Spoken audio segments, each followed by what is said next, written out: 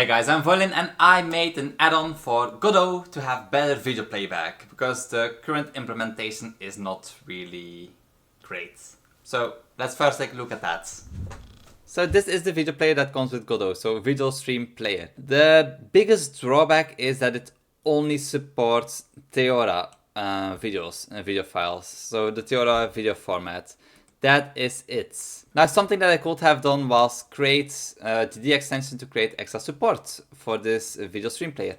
The only other downside with this whole thing is that there is no video seeking. Basically it plays or it stops. And that's about it. You cannot go to a specific point in the video, which can be a downside. And that's why I made my own instead of trying to make this one better. And this GDExtension that I made is completely open source. So right now we have it for Linux, Linux full and a Windows build. The only difference between the Linux build and the Linux full build is on systems like Arch and such. You can use the FFmpeg versions installed because we use FFmpeg 6 version 6, and a lot of other distros are for some reason still on FFmpeg 4. So yeah, that's why we have the full build, which also compiles FFmpeg from scratch. And then there's also a Windows build because some people still decide to use this thing. But yeah, I have instruction on how to compile. So I have a, let's see, I have a compile info, I have error codes, I have the usage info. So we have all of this. If you go into the test room, you can actually see the add-on files. So there's also a readme in here with extra information on how to do stuff. Node itself, there's also a lot of documentations in, like a lot of documentation stuff, comments inside of this file, which I'll show you later. But you can basically compile everything by yourself. At this moment, only for Linux and Windows. Yeah, I would want to support macOS, but also a quick, something I should mention probably.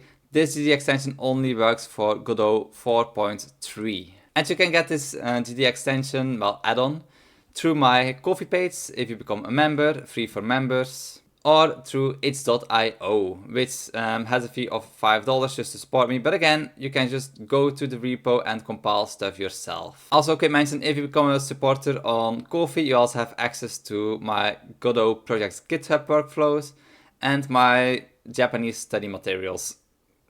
Quick mention. So when you download the add-on, you will have two zip folders. This counter file is just for later for testing. So we have the add-on itself and we have the test room. Let's quickly open the add-on. In here you can see we have the binary files for Linux, Linux full and Windows. By default we use the Linux full just to avoid people from complaining that things don't work if they don't care to read the, well, the readme inside of here. And then there's the test room. I will soon open the test room. I'll first explain how to actually install the add-on and how to use it. So the way that you add this add-on to your well, Godot project, you go into your res folder, you create a new folder called add-ons. Then you take your file, the zip file, the add-on zip file, go into the add-ons folder, paste and extract here. And when you go inside of this folder, you will see you will have all of these files, including the binaries. And normally this should not work directly because we still need to enable it. But because we work with the GDExtension, it's better to quickly close it and open everything again. So there's no problems of the video class not being able to get found. So one quick reload later, let's delete the video stream player and let's add a new node.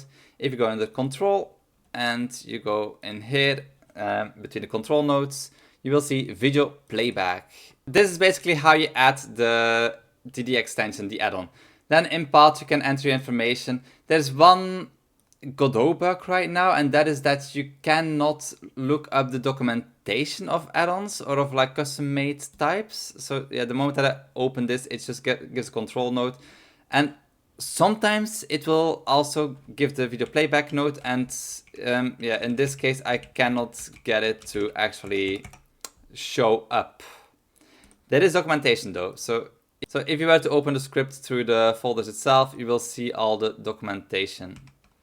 So I use an external editor, but you can basically see all the tags if you quickly set rep. So you can see all documentation. There's enough documentation, but to quickly show how everything properly works, we can open a other project, and that is the project that comes with the installation, the test room. So let's quickly extract that here. And in here we go to the projects. So when the project opens, we can run it. And the only thing that you will see is a black screen. In here we can drag in a video and it will start playing. So we have video seeking, which is very fast. We're not really dipping. Everything should work properly. We can easily skip frames, seek to a certain location. Something that I will do in the future is also add a playback modifier, so you can have a faster or a slower playback. And I'll probably add some more signals as well to the code, but this is basically what you have in the current edition. And for some reason the Godot does not want to show the documentation for this one as well, so yeah. By the way, you will sometimes see this error problem happen getting frame and seek frame, and this only happens when you seek a frame towards the end, and that's just the way that codecs work. So when you go towards the end of a frame while seeking towards the last couple of frames, you will have this error. Don't worry too much about it. I'm trying to get this to not show up when it's not valid.